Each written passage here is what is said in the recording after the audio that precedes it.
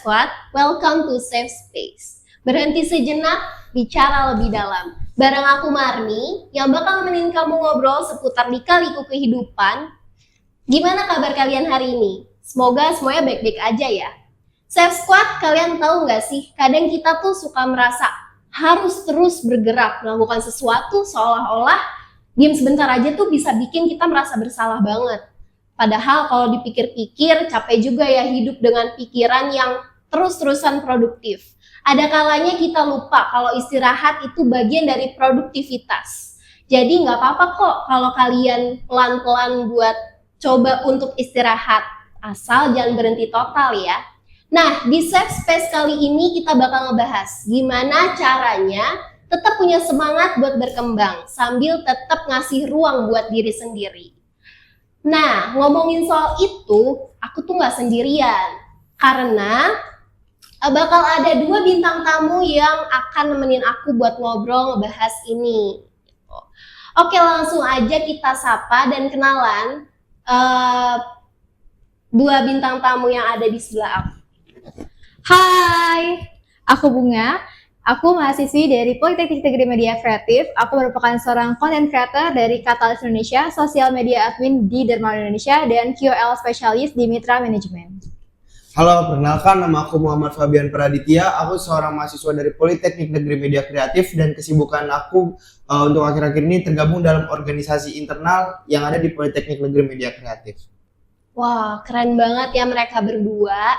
Tapi kayaknya di umur-umur segini mereka tuh lagi banyak tekanan ya, entah kuliah, pekerjaan, atau ekspektasi orang tua yang terlalu tinggi. Nah, sekarang kita langsung masuk aja.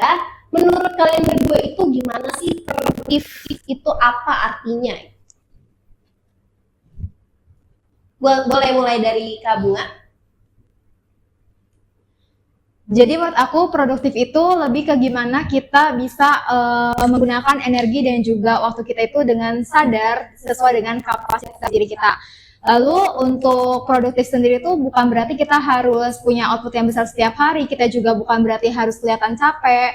Tapi produktif itu bisa dimulai dari hal-hal kecil yang sederhana seperti misalnya kita beberes kamar, kita baca buku 10 halaman setiap hari, atau mungkin kita membagi ilmu untuk orang lain. Itu juga termasuk bentuk produktivitas yang tidak terlalu heboh, tidak terlihat besar, tapi mempunyai dampak yang sangat positif untuk diri kita sendiri. Jadi menurut aku untuk produktivitas sendiri bukan berarti untuk produktivitas sendiri itu sebenarnya bukan dilihat dari seberapa besarnya, tapi dilihat dari seberapa mampunya kita untuk melakukan hal tersebut dan apakah kita tetap sehat selama menjalani produktivitas tersebut secara fisik dan juga mental. Oke, aku setuju banget sama pendapat Kak Bunga tadi. Jadi produktif itu nggak selalu melulu tentang sebesar apa ya kegiatan yang kita lakukan. Produktivitas itu nggak selalu melulu tentang pekerjaan atau hal-hal besar lainnya. Tapi produktivitas itu bagaimana hal tersebut bisa berdampak untuk diri kita ataupun dari orang lain di sekitar kita itu sendiri. Jadi nggak selalu melulu tentang kegiatan besar, kita juga bisa mengisi hal produktif itu di waktu luang kita dengan hal-hal yang simpel kayak tadi yang disebutin sama Kak Bunga, kayak cuma sekedar membersihkan kamar ataupun juga bisa ngebantu orang tua kita di rumah. Dengan kita membantu orang tua kita di rumah itu sudah termasuk ke dalam hal produktif dan berdampak positif untuk dalam lingkup rumah itu sendiri. Jadi produktif itu nggak selalu melulu tentang hal-hal yang besar, tapi juga dengan dampak yang besar itu sendiri. Oke, tapi nih ya kalau dilihat-lihat nih, gimana sih caranya kalian itu tetap sibuk, tapi kalian juga nggak lupa sama istirahat? Itu gimana caranya? Oke, menurut aku kuncinya itu ada 2 hal. Kita harus bedain mana bergerak dan mana yang ngebut. Terus kita juga harus punya ruang buat berhenti tanpa harus merasa bersalah. Karena yang pertama, kita tuh nggak harus berlari kencang. Kita jalan pelan aja itu tetap bisa maju kok. Nah, untuk yang kedua, istirahat itu penting banget karena istirahat itu bukan jeda dari produktivitas, tapi bagian dari produktivitasnya. Percuma kalau misalkan badan kita capek, pikiran kita penuh, badan yang capek dengan pikiran yang penuh itu nggak akan bisa ngasih hasil yang maksimal. Jadi kita tidur cukup, rebahan sebentar, atau ambil waktu buat diri sendiri. Menurut aku itu bukan suatu kemunduran, tapi itu adalah suatu bagian dari produktivitas. Nah, bisa dimulai dari hal-hal yang kecil, hal-hal yang sederhana aja. Misalnya kayak kita bikin to-do list setiap hari, apa yang mau kita kerjain setiap hari. Tapi jangan yang terlalu idealis. Kita lakuin secara realistis yang benar-benar sesuai dengan kemampuan kita. Terus kita juga bisa kasih jeda transisi setelah kita ngelakuin aktivitas yang padat. Terus juga kita bisa recharge energi dengan ngelakuin hal-hal yang kita suka, hal-hal yang ringan yang bisa mengembalikan lagi energi kita juga. Terus kita harus ingat, kita tuh nggak harus bergerak cepat. Kita nggak harus langsung ngerjain sekaligus semua kerjaan kita di satu hari yang sama. Kita bisa nyusun secara realistis, secara turut-turut. Itu yang nggak akan bikin kita tuh jadi ngerasa burn out. Oke.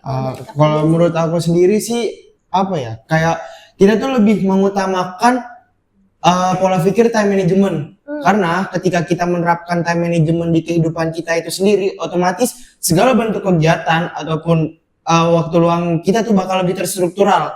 Besok kita mau melakukan apa, kita akan melakukan hal tersebut di jam berapa, jam sekian. Jadi ketika kita menerapkan time management itu sendiri, otomatis tuh kita tahu apa yang mau kita lakukan, dan sehingga pembagian waktu porsi antara berkegiatan dan juga istirahat untuk diri kita sendiri tuh itu terbagi porsinya secara sesuai dengan kebutuhan kita. Jadi ketika kita melakukan kegiatan yang seharusnya kita lakukan di esok hari, tapi kita juga udah memiliki waktu istirahat yang cukup untuk diri kita, otomatis kegiatan tersebut tuh nggak akan terganggu. Ya, betul. Misalnya kita tuh ngerjain sesuatu secara konsisten, tapi walaupun itu sedikit demi sedikit, lebih baik, justru itu lebih bagus, karena ya itu juga akan menghemat energi kita lebih bagus daripada kita maksain diri sampai burn out. Betul. Selain memaksakan diri, kita juga kayak yang tadi dibilang sama Bunga, kayak kita harus lebih realistis. Apa yang kita lakukan tuh kita mampu nggak sih untuk melakukan hal tersebut? Kita nggak perlu berpatokan sama motivasi kita itu sendiri, tapi kita juga harus sesuai sama realistis dari kemampuan kita itu sendiri. Oh gitu, oke. Terima kasih untuk Kak Bunga dan Kak Fabian jawabannya. Itu benar-benar relate gitu ke aku, sama kayak aku juga, karena selama ini aku nerapin time management juga sama seperti apa yang dibilang oleh Kak Fabian dan Kak Bunga tadi. Time management itu sangat penting banget gitu kan. Tapi seru banget ya obrolan-obrolan dari mereka tadi, karena mereka bisa ngejelasin gimana caranya mereka untuk sadar gitu kalau misalkan produktivitas itu bukan cuma hasil, tapi juga soal gimana kita ngejaga diri di tengah kesibukan yang kita punya. Tuh. Tapi untuk lanjut ke pembahasan selanjutnya, kita bakal ada tagline ya Kak. Jadi boleh dibantu nanti tagline-nya. Jadi kalau misalkan aku bilang tetap di safe space, kalian bantu aku buat bilang berhenti sejenak, bicara lebih dalam. Oke. Boleh. Oke, Safe Squad, jangan kemana-mana, tetap di safe space. Berhenti sejenak, bicara lebih dalam. Kesibukan kamu bukan keren lagi kalau kamu punya tanda-tanda ini. Pertama, kamu merasa bersalah istirahat. Yang kedua, kamu selalu available buat semua orang, kecuali buat diri kamu sendiri. Yang ketiga, tubuh udah ngasih sinyal, tapi kamu abaikan. Halo Safe Squad, balik lagi bareng aku Marni. Tadi di awal kita udah ngobrol banyak nih soal krisis di usia muda. Nah, gimana rasanya kita stuck, bingung arah di dunia nyata? Sekarang itu kita bakal lanjut lagi untuk ngebahas tentang toxic productivity. Nah, ternyata productivity itu berpengaruh banget sama yang namanya overthinking. Nah, langsung aja kita tanyain ke dua bintang tamu kita, Kak Fabian dan Kak Bunga. Yang pertama itu, kenapa sih banyak anak muda sekarang tuh yang ngerasa ketinggalan gara-gara hidup di sosial media? Oke, kalau menurut aku, beberapa anak muda zaman sekarang tuh kenapa mereka merasa ketinggalan, karena mereka terlalu berpatokan terhadap apa yang ada di sosial media dan mereka jadikan itu sebagai tolak ukur untuk di kehidupan sehari-hari. Jadi ketika mereka melakukan sebuah kegiatan yang notabene-nya kegiatan tersebut itu mirip dengan yang ada di media sosial, dan ternyata yang dia lakukan itu enggak sesuai dengan ekspektasi dia kayak yang ada di media sosial, dia bakal merasa gagal karena yang ada di media sosial itu yang dijadikan sebagai tolak ukur. Dan padahal belum tentu yang yang di post di media sosial itu tuh sesuai dengan sama ekspektasi kita juga. Bahkan ada juga mungkin kekurangan-kekurangan yang dialami orang-orang yang ada di media sosial itu terjadi sama kita juga, cuma nggak di post sama orang-orang tersebut gitu. Karena kita tuh ngelihat orang lain dari highlight sosial medianya, terus ngebandingin sama kehidupan kita yang penuh dengan proses. Padahal medsos itu menampilkan sisi terbaik dari seseorang. Jadi medsos itu adalah potongan terbaik dari kehidupan orang lain, jadi bukan keseluruhan ceritanya. Ya kenapa anak muda jadi gampang ngerasa ketinggalan? Ya karena fokusnya tuh berpindah ke kecepatan orang lain, bukan ke perjalanan dirinya masing-masing. Padahal kan setiap orang itu punya waktu dan start yang berbeda. Jadi ketika kita lupa itu, yang muncul cuma rasa cemas dan rasa yang nggak cukup. Oke, tapi kalian sendiri tuh pernah nggak ngalamin capek harus selalu produktivitas di dunia maya? Dan secara pengalaman apa dampaknya kalau terus dibandingin dari dalam diri sendiri sama orang lain? Oke, secara pengalaman sih aku pernah ngalamin, dan dampaknya untuk diri sendiri tuh lebih ke penurunan kinerja di kegiatan produktif itu. Misal kita ngambilin case tuh dalam kegiatan pembelajaran di dunia perkuliahan ya. Ketika kita merasa insecure ketika kita menjalankan pembelajaran kuliah, otomatis itu berdampak ke otak kita untuk menerima pembelajaran kuliah tersebut, dan impactnya itu ke materi yang diberikan oleh dosen ke kita itu sendiri. Jadi entah kita kurang paham, kita masih ada yang bingung, padahal tuh kita udah merhatiin, dan penurunan tingkat fokus juga dalam menghadapi pembelajaran itu sendiri kayak gitu. Oke, kalau dari Kak Bunga sendiri? Kalau ngebandingin diri terus, yang kurang itu pasti yang bakal habis dua itu adalah waktu. Waktu kita itu akan terkuras, dan rasa percaya diri kita juga akan jadi berkurang karena fokus kita itu teralihkan untuk melihat versi terbaik dari orang lain. Jadi kita tuh pasti akan ngerasa nggak akan cukup. Lama-lama tujuan kita tuh bukan lagi berkembang, tapi ngejar supaya nggak kalah saing. Nah, jadi itulah yang bikin kita jadi insecure, jadi capek sendiri, dan juga bakal stres. Padahal kan hidup itu bukan perlombaan yang saat barengan. Jadi udah pasti kita tuh harus fokus aja sama diri kita sendiri. Karena hidup itu tentang perjalanan masing-masing. Oke. Selain itu juga kalau menurut aku jadi lebih ke mengganggu mental kita juga sih. Jadi kita nggak berani dalam mengambil keputusan ketika kita terdesak, karena kita udah ragu duluan akan keputusan kita. Kira-kira tuh keputusan kita tuh bener nggak sih? Kayak kita udah ragu duluan, dan padahal tuh keputusan tersebut tuh terbaik untuk diri kita. Cuma karena kita lebih besar rasa insecure-nya itu dan berdampak ke penurunan kepercayaan diri itu, jadi mengganggu kehidupan sehari-hari kayak gitu. Oke. Berarti kalian itu sering banget overthinking ya. Overthinking itu berarti berasal dari konten-konten yang ada di dunia maya. Nah, gimana sih caranya kalian itu ngebedain antara konten yang positif buat diri kalian atau konten yang justru malah bikin kalian itu tertekan?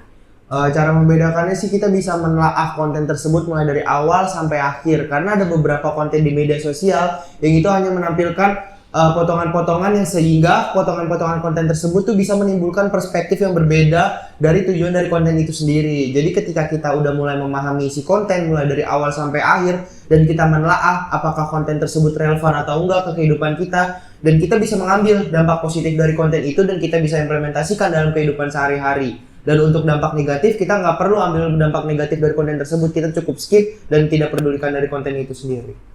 Kalau menurut aku cara ngebedanya tuh bisa dirasakan dari efeknya ke diri kita sendiri.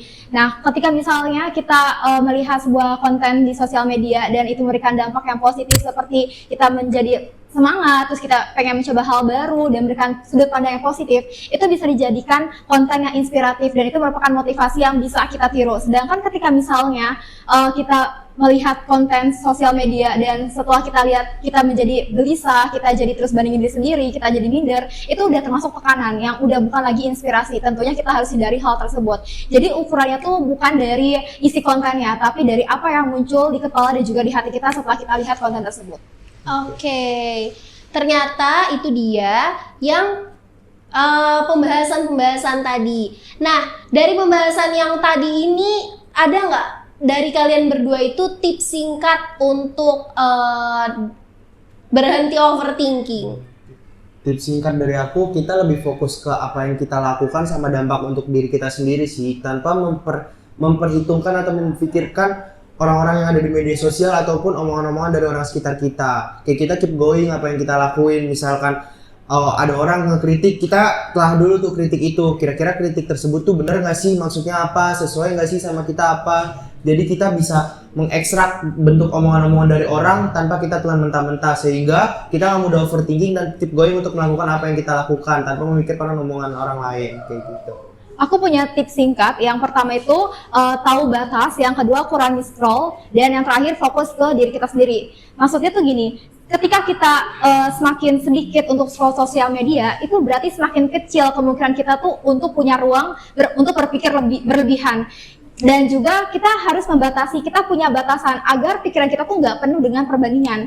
Lalu yang paling penting, kembali fokus ke kehidupan kita sendiri. Kita lihat hidup kita sendiri, jangan berpaku dengan standar orang lain, jangan berpaku dengan kehidupan orang lain yang belum tentu sesuai dengan diri kita sendiri.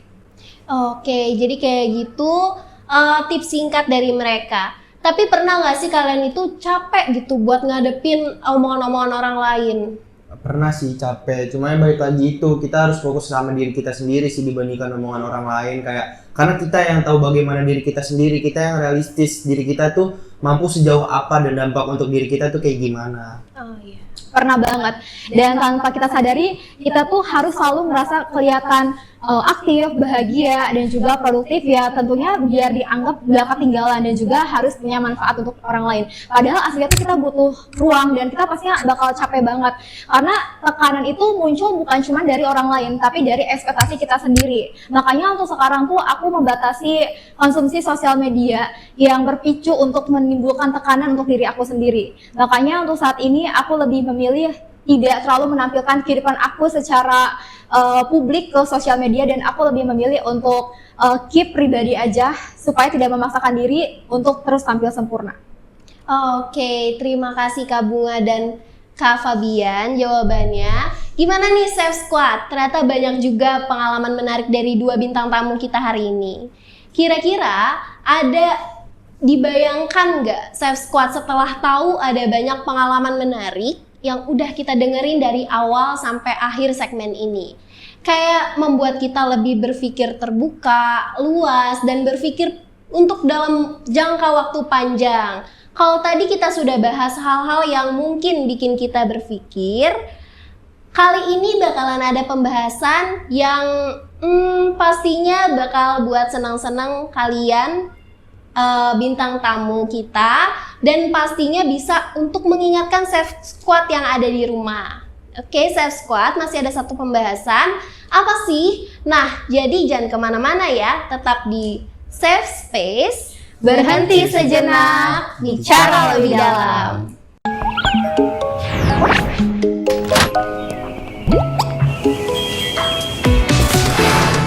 Baru Gute Latte Original dan Butterscotch. Rasa latenya rich and smooth. Butterscotchnya sweet and creamy. Enak banget. Cobain Gute Latte yuk. Mau Gute Latte, perfect Korean latte taste.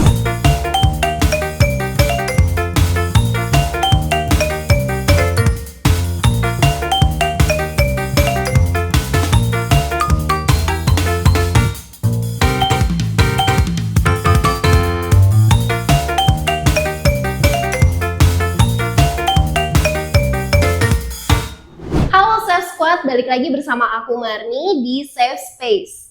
Berhenti sejenak, bicara lebih dalam. Oke, dari tadi kita udah ngebahas soal produktivitas dari segi krisis ataupun toxic productivity. Sekarang kita tetap masih ngebahas soal productivity, tapi dengan sisi yang berbeda ya. Sekarang kita bakal ngebahas gimana ngebedain produktivitas yang gak sehat dan mana produktivitas yang sehat. Karena kalian semua tuh pasti nggak sadar kan, secara nggak langsung itu kalian lagi ngejalanin produktivitas yang nggak sehat, dimana itu bikin kalian tuh capek ataupun bingung, dan ataupun kalian itu bahkan stres sendiri. Nah, dari pengalaman-pengalaman kalian itu secara nggak sadar kalian bisa tertekan. Kita langsung bahas aja yuk, langsung ke dua bintang tamu kita yang masih stay di sini. Oke, untuk Kak Bunga dan Kak Fabian, langsung aja kita masuk. Gimana sih caranya tuh kalian mendeskripsikan produktivitas yang sehat itu kayak gimana? Ciri-cirinya apa? Oke, kalau menurut aku produktivitas yang sehat itu ketika kita menjalankan kegiatan itu dengan rasa cinta. Jadi kita tuh menjalankan kegiatan tersebut tuh tanpa terbebani, harus mencapai sebuah target dari produktif itu sendiri. Jadi itu kita have fun ngejalaninnya tanpa ada beban sendiri. Jadi kita fokus ke kegiatan produktif itu tanpa berpatokan atau bertolak ukur dengan sebuah permasalahan atau seseorang dari kegiatan yang kita lakukan itu sendiri. Kalau menurut aku, produktif yang sehat itu kerasa ringan dan masih ngasih ruang buat kita tetap hidup.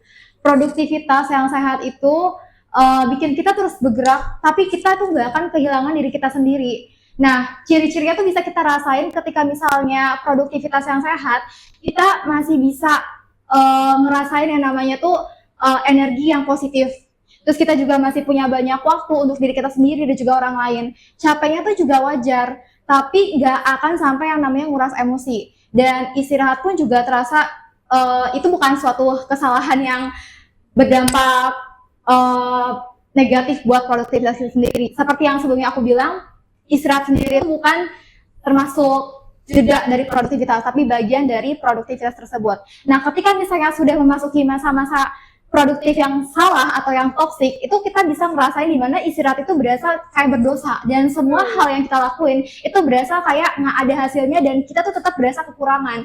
Dan akhirnya fokus kita tuh bukan lagi yang namanya berkembang, tapi yang ada akhirnya kita merasa selalu tidak cukup dan selalu hidup kita dengan orang lain. Oke. Tapi boleh kali kalian itu spill gimana caranya kalian itu ngebedain produktivitas yang sehat dan produktivitas yang toksik. Kayak yang tadi aku bilang, produktivitas yang sehat itu tuh kita menjalankan itu dengan rasa have fun tanpa terbebani untuk melakukan kegiatan. Sedangkan ketika kita udah mulai masuk ke sesi kita udah mulai produktivitas yang toksik, kayak yang tadi dibilang Bunga, kita menjalankan itu tuh bakal merasa terbebani, dan jadi kita nggak have fun buat menjalankannya. Kayak aku harus mencapai target ini nih di hari ini, aku harus menyelesaikan ini di hari ini. Dan ketika produktif itu nggak sesuai sama ekspektasi kita bakal ngerasa gagal dan kita bakal ngerasa sesedih-sedihnya. Jadi kita itu udah masuk ke dalam produktif yang toksik, sehingga dampaknya itu nggak bagus buat diri kita. Kayak tadi udah dibilang di segmen sebelumnya, bakal ada timbul rasa insecure dan rasa gagal dalam menjalankan sebuah hal atau produktif itu sendiri, kayak gitu. Oke, kalau dari Kak Bunga sendiri bisa? Produktivitas yang toksik itu bisa ketahuan mulai dari banyaknya pikiran yang ada di pikiran kita, yang ada di otak kita. Nah, salah satu contohnya itu ketika misalnya kita setelah bangun tidur, kita langsung mikir, aku nih kurang ngelakuin apa lagi ya, dan aku ngerasa kayak nggak cukup dengan hasil yang udah aku lalui. Terus aku juga ngerasa istirahat aku tuh berasa kayak salah banget, ini kenapa harus istirahat, kenapa nggak terus-terusan lanjut aja. Nah, untuk cara ngatasinnya, biasanya tuh aku nggak langsung berhenti total, tapi aku lebih ke ngerem dulu pelan-pelan. Misalnya contohnya kayak bikin skala prioritas per hari tanpa akan membebani diri aku sendiri. Jadi aku tahu nih apa yang harus aku kerjain di hari ini, nggak harus aku kerjain semua, tapi yang penting aku nyelesain itu dengan pelan-pelan tapi pasti, yang secara konsisten aku bisa mencapai hal tersebut tanpa nyiksa diri aku sendiri dan nggak bikin aku jadi burn out. Lalu juga aku membatasi konsumsi sosial media, konten-konten yang memicu tekanan buat diri aku sendiri, yang bikin aku tuh ngerasa insecure dan ngebanding-bandingin terus sama hidup orang lain. Terus aku juga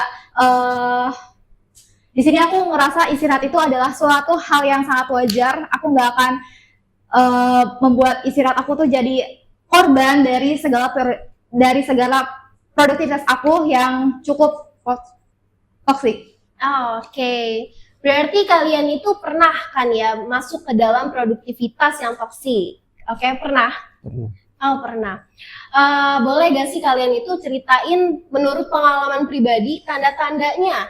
Dan gimana caranya kalian kembali lagi ke ritme produktivitas yang sehat? Oke, kalau tanda-tandanya itu bisa dimulai dari overthinking kita sih. Kita mulai overthinking dan kita terbebani dengan kegiatan yang kita lakukan untuk esok hari. Kayak, aduh besok aku harus melakukan kegiatan ini males banget deh kayaknya, segala macam. Cara untuk mengembalikan ke produktif yang sehat itu, kita bisa melakukan riset. Kira-kira apa sih yang ngebuat kita males? apa sih yang bisa ngebalikin semangat kita itu sendiri. Kayak misal kita udah mulai males nih melakukan suatu kegiatan, kita bisa riset untuk esok hari, kayak mengisi waktu-waktu kita tuh dengan kegiatan-kegiatan yang kita sukai. Entah itu cuma sekedar bermain game, cuma sekedar makan makanan yang kita suka, atau berinteraksi dengan orang-orang sekitar kayak teman, keluarga, atau segala macam. Otomatis ketika kita sudah melakukan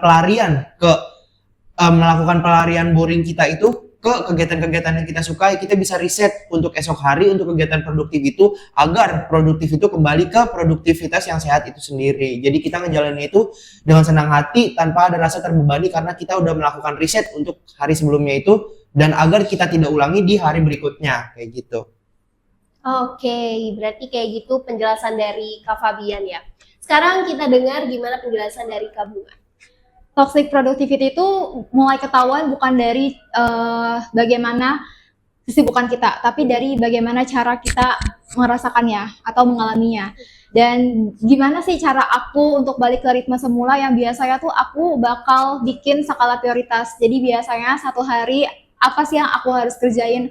Aku nggak harus ngerjain itu sekaligus, tapi biasanya aku batasin aktivitas aku dengan jam istirahat aku supaya itu bisa membuat tenaga aku juga nggak akan terbuang sia-sia. Saya tuh juga aku bisa fokus balik lagi ke hidup aku sendiri. Aku nggak bakal scroll sosmed terlalu lama yang akan membuat pikiran aku tuh jadi kayak ngebanding-bandingin antara hidup orang lain dengan hidup aku sendiri. Terus aku juga biasanya ngizinin diri aku sendiri buat istirahat tanpa ngerasa bersalah, dan aku juga nggak bakal nyalain diri aku sendiri kalau misalkan aku jeda istirahat terlebih dahulu. Oke, kalau boleh tahu nih dari produktivitas toksik yang kalian jalanin itu apa sih dampaknya? Terutama dampaknya itu pasti ke kegiatan-kegiatan produktif yang kita lakuin sih. Kayak kita tuh bakal ngerasa males, bakal ngerasa bete untuk ngejalaninnya. Sehingga ketika kita menjalankan hal produktif itu dengan secara bete atau malas, dampaknya itu ke kinerja di produktif itu sendiri. Misalnya kita ngambil in-case dalam pembelajaran mata kuliah. Ketika kita kan itu termasuk dalam kegiatan produktivitas kan. Ketika kita mulai melakukan pembelajaran di mata kuliah dan kita menjalankannya dengan rasa malas, otomatis dampaknya itu di materi yang kita pembelajaran itu kita bakal susah untuk menerimanya, untuk mencernanya, sehingga itu bisa ngebuat diri kita tuh nggak paham di pembelajaran kuliah itu. Itu dampak dari toksik produktivitas itu sendiri. Oke, kalau dari Kak Bunga sendiri? Biasanya dampaknya buat diri aku sendiri tuh aku bakal ngerasa kurang percaya diri. Rasa percaya diri aku bisa turun gara-gara aku ngelakuin produktif yang terlalu berlebihan, yang menimbulkan rasa cemas dan juga rasa nggak pernah cukup. Ketika kita merasa nggak cukup, yang artinya kita juga nggak akan bisa bersyukur atas apa yang udah kita dapetin saat ini. Oke, sekarang kita bakal main beberapa kata. Jadi namanya itu 3 kata cukup. 3 kata cukup ini tuh bisa mengandung beberapa hal yang bisa jadi pengingat buat yang nonton di rumah gitu. Jadi kayak contohnya itu ada kayak istirahat, coba lagi gitu. Kayak jadi mengandung makna buat kalian itu istirahat, jadi coba lagi nanti gitu. Boleh 3 kata dari kalian?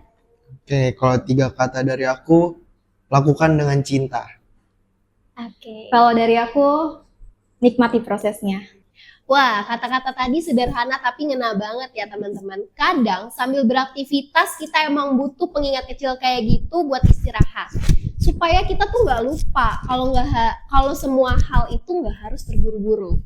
So Safe Squad, sayang banget kita udah harus berpisah nih sampai di sini aja. Dari obrolan awal soal quarter life crisis sampai ke toxic productivity, banyak banget insight yang bisa kita ambil.